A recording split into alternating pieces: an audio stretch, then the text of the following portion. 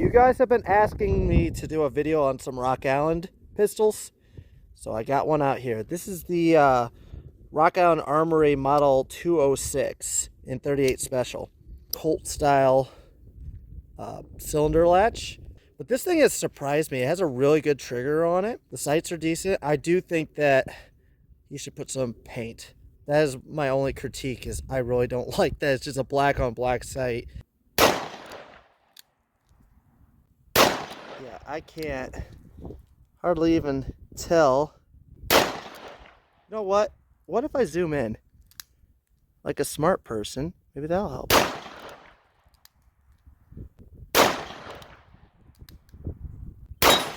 Got it! Yay!